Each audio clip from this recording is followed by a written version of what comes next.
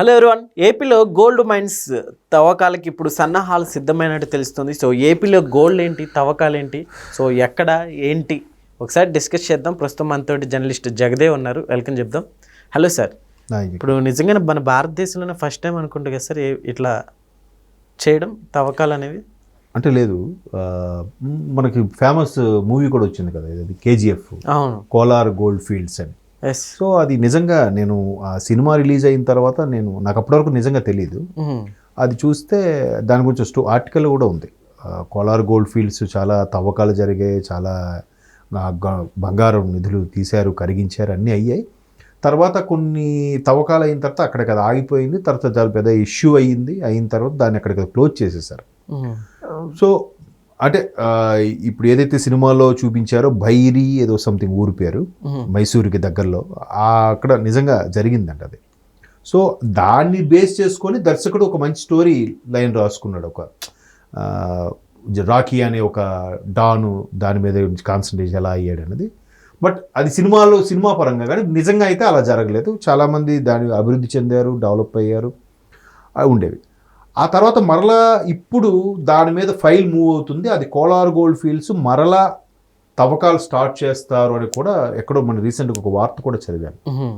దానికి కేంద్ర ప్రభుత్వం అనుమతి కూడా తీసుకుంది, అవుతుంది అన్నట్టుగా. అది పక్కన పెడితే ఇప్పుడు ఆంధ్రప్రదేశ్లో కూడా రీసెంట్గా కర్నూలు జిల్లా, మనకి అటు ఆల్మోస్ట్ కర్ణాటక బార్డర్ దగ్గర జొన్నగిరి అనే ఏరియాలో సేమ్ ఇలాంటి గోల్డ్ ఫీల్డ్సే ఉన్నాయి. అంటే ఎలా ఉంటుందంటే కొన్ని సంవత్సరాలుగా దాని మీద సాయిల్ మీద వాటి మీద పరిశోధన చేసి ఇక్కడ ఉండొచ్చు, ఇక్కడ ఉంటాయి అని ఒక నిర్ధారణకు వచ్చిన తర్వాత అప్పుడు తవ్వకాలు ప్రారంభిస్తారు. సార్ ఒకవేళ ఉంటే ఏపీ దిశ నిజంగా చేంజ్ అవుతుందని? ఏపీ కాదు, భారతదేశం తలరాతే మారిపోతుంది. ఒక సంవత్సరానికి, అంటే ప్రస్తుతానికి సర్వేలో వాళ్ళు ఎక్స్పెక్ట్ చేస్తుంది, నిపుణులు విశ్లేషకులు చెప్తున్న దాని ప్రకారం ఏంటంటే సుమారుగా 1000 టన్నుల బంగారం వచ్చే ఛాన్సెస్ ఉన్నాయంట సంవత్సరానికి. 1000 టన్నులు అంటే మాటలు ఒకసారి ఊహించుకోండి. మనం ఒక గ్రాము కొనాలంటేనే ఇవాళ గ్రాము 12,000 అంత ఉంటుంది. సో అలాంటిది ఒక కేజీ బంగారమే దగ్గర 100 తులాలు ఎంతో తూగుతుంది. అలాంటిది 1000 టన్నుల బంగారం అంటే భారతదేశం ఇప్పటికీ భారతదేశం సుమారుగా ఒక 1000 కిలోలు ఎంతో దిగుమతి చేసుకుంటుందట సంవత్సరానికి. మన దగ్గర అన్ని రకాలుగా ఉంటున్నా కూడా అంటే అంత మార్కెట్ అవుతుంది మన దగ్గర.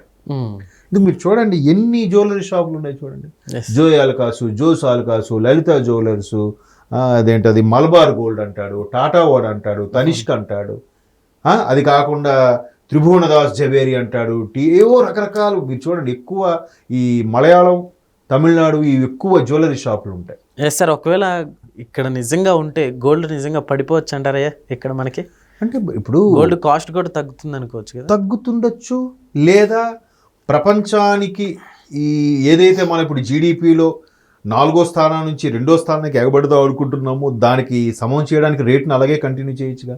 మేబీ ఇప్పుడు వరల్డ్ మార్కెట్లో బంగారం ఇప్పుడు ఎంత ఉంది? 1,13,000 ఎంత ఉంది, 24 క్యారెట్, అది 10 గ్రాములు. సో మనకి 1,00,000కి రావచ్చు మహా అయితే, లేదా 80,000కు 90,000కు రావచ్చు. కానీ మరీ 1,13,000 ఉన్నది మనకి 50,000కి అయితే ఆవిడ ఇచ్చాడుగా, ఇవ్వడు. ఎందుకంటే ఆ మార్కెట్ని అలా కంటిన్యూ చేస్తారు. ఒకవేళ ఇద్దామనుకున్న నాయకులు వీళ్ళు ఒప్పుతారు ఏంటండి, నాయకులు అధికారులు వీళ్ళు ఎవరినో అనుకోక్కర్లే. అందుకే అంటున్నాను, మారాల్సింది మనమే అని. ఆ నాయకుడు ఎవడు మనలో ఒకడేగా, ఆ అధికారి ఎవడు మన పక్కింటోడేగా. నిన్న మొన్న స్కామ్లు దొరికింది చూడండి, ఎన్ని కోట్ల రూపాయలట విద్యుత్ శాఖ అధికారి ఎవడు. నిన్న మళ్ళీ ఎక్కడో ఒక మహిళ ఐఏఎస్ ఆఫీసర్ అంట, 1,000 కోట్లు దొరికాయంట ఆవిడ ఇంట్లోనే, డాక్యుమెంట్స్ కాకుండా. ఎట్లా మరి? సో ఇవన్నీ పక్కన పెడితే, సో ఆ జొన్నగిరిలో కానీ అంతా ఓకే అనుకుంటే ఖచ్చితంగా తవ్వకాడు ఇంచుమించు దానికి ఇప్పుడు పెట్టుబడే 300 నుంచి 400 కోట్ల వరకు పెట్టుబడి పెట్టాలి, దాని మిషనరీకి, దాని తవ్వకాలకి, అన్నిటికీ కలిపి.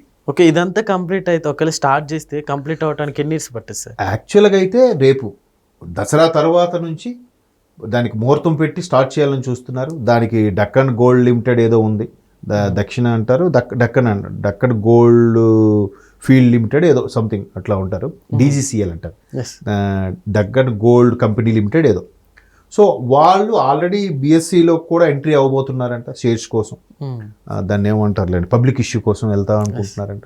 సో మేబీ మీరు అన్నట్టు ఈ అక్టోబర్ స్టార్ట్ చేస్తే మళ్ళీ 2026 అక్టోబర్కైనా ఉత్పత్తి స్టార్ట్ అవుదా, రాకుండా పోతుందా? వాళ్ళు అనుకున్నట్టుకు 1000 కాదు 500 వచ్చినా 500 టన్నులు వచ్చినా ఎంత సూపర్ అసలు. అంటే ప్రపంచంలో ఉండే బంగారంలో 40 నుంచి 50% బంగారం భారతదేశంలో ఉందని ఒక టాకు. ఏది మన పద్మనాభ స్వామి నేలమాలిగల్లో కానీ, లేదంటే చాలామంది లంకి బిందులు దొరుకుతా అంటారు ఇలాంటివి కానీ, కొంతమంది రాజులు ఈ బ్రిటిష్ వాళ్ళు లేదంటే తురుష్కులు దండయాత్ర జరిగినప్పుడు వాళ్ళు కంట పడకూడదని భూముల్లోనో పొలాల్లోనో లేదా గోడల్లోనో పాతి పెట్టారని రకరకాలుగా ఉన్నాయి. సో ఇంత బంగారం మనం పూర్తిగా వెలికి తీసింది చాలా తక్కువ. బట్ అది కూడా మీరు అన్నట్టు సక్సీడ్ అయితే సార్ నిజంగా ఉండాలని కోరుకుందాం. బట్ ఒకవేళ లేకపోతే ఇప్పుడు అక్కడ పెట్టిన పేమెంట్ మొత్తం వేస్ట్ అవుతుందని చెప్పలేదు. అవుతుంది.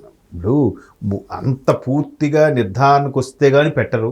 ఒకవేళ పెట్టినా కేంద్ర ప్రభుత్వానికి 300 కోట్లు అంటే, లేకపోతే ఆ డీజీసీఎల్కి 300 కోట్లు అంటే ఎంత చెప్పండి. ఒక సామాన్యుడికి 3000 రూపాయలు అంతా వాళ్ళకి 300 కోట్లు అంతే నాకు తెలిసినంత. సో పెద్దగా ఫరక్ పడదు వాళ్ళకి. బట్ అదే సఫలీకృతం అయితే మామూలుగా 300 కోట్లు ఒక లెక్క, 3 లక్షల కోట్లు ఇంకా ఎక్కువ అవ్వచ్చు కదా. కాబట్టి ఆ ప్రయత్నం చేయడంలో తప్పులేదు. ఇంకోటి కూడా ఈ ఎన్డీఏ గవర్నమెంట్లో ఇంకొక గుడ్ న్యూస్ కూడా విన్నాను. అండమాన్ నికోబార్ దీవుల్లో ఒక దీవిలో ఈ చమురు నిక్షేపాలను కూడా కనుక్కున్నారంట. త్వరలో అక్కడ కూడా డిగ్గింగ్ స్టార్ట్ చేస్తే భారతదేశం తిరిగి ఇతర దేశాలకి అమ్ముకునేంత చమురు, అదే పెట్రోలియం ప్రొడక్ట్స్ వస్తాయంట. అలాగానే అయితే అంత హ్యాపీ. ఇప్పుడు మనం రష్యాని దిగుమతి చేసుకుంటాం, అరబ్ కంట్రీస్ దిగుమతి చేసుకుంటాం అనే ఒక ఇది లేకుండా ఇంకా అప్పుడు ఎట్లా ఉంటుంది? మేబీ ఈ కాలజ్ఞానం, త్రికాల కాలజ్ఞానం చెప్పేవాళ్ళు చాలామంది, బ్రహ్మంగారు లాంటి వాళ్ళు చెప్పేదాని ప్రకారం చూస్తే, ఇవన్నీ చూస్తే రేపు రాబోయే 50 ఏళ్ళకో 100 ఏళ్ళకో భారతదేశం సుప్రీం పవర్గా మారుతుంది అనడంలో ఆశ్చర్యం లేదు. ఇవన్నీ నిక్షేపాలు మన దగ్గర ఉంటే ఇంకా ఆడిస్తాడు కదా ఒక్కొక్కడిని. సంపద కదా మెయిన్. సంపద జనరేట్ అయిన తర్వాత ఇంకా ప్రపంచ దేశాలు, ఇప్పుడు అమెరికా వాడు టారిఫ్ పెడుతున్నాడు, రేపు పొద్దున అమెరికా వాడు ఇండియా వస్తాడేమో, నేను ఇండియాలో జాబ్ చేస్తా, ఇండియాలో బతుకుతా అనుకుంటాడేమో. ఆ రోజులు వస్తాయేమో, ఎవరికి తెలుసు. సో అలా కానీ జరిగితే సగటు అంటే దాని చుట్టూ ఉండే పరిస్థితులు కూడా మారిపోతాయి కదా. దాంట్లో పనిచేసేవాడు దాని ముందు ఆటోమేటిక్గా ఇప్పుడు రాష్ట్రం తీసే దేశం తీసే మారిపోతుంది. ఇప్పుడు సాఫ్ట్వేర్ ఉంది, ఇప్పుడు సోకాల్డ్ రేట్లు పెరగడానికి ప్రధాన కారణం సాఫ్ట్వేర్ వాళ్ళకి కూడా అంటున్నారు చాలామంది. రెంట్ ఎలా ఉండేవి హైదరాబాద్లో, ఇప్పుడు రెంట్లు ఎలా ఉన్నాయి? మినిమం డబుల్ బెడ్రూమ్ ఫ్లాట్ కావాలంటే 18 నుంచి 20,000 వరకు డబుల్ బెడ్రూమ్ ఫ్లాట్. మామూలు ఎటువంటి ఏరియాలో అయినా వర్స్ట్ కేసులో 15,000 ఉంది. ఎట్లా పెరిగాయన్ని? కొంతమంది అభిప్రాయం, అది అందరూ అని కాదు, కానీ సంపాదించుకున్నప్పుడు లెక్కాజామా అడగడు. ఎంతమ్మా 100 రూపాయలు కిలో, సరే ఒక అరకిలో వేసి అంటాడు. 50 రూపాయలకి ఇస్తావా 60 రూపాయలకి ఇస్తావా అని ఎవరు బేరం పడతారు? మధ్యతరగతి సామాన్యుడే బేరం పడతారు.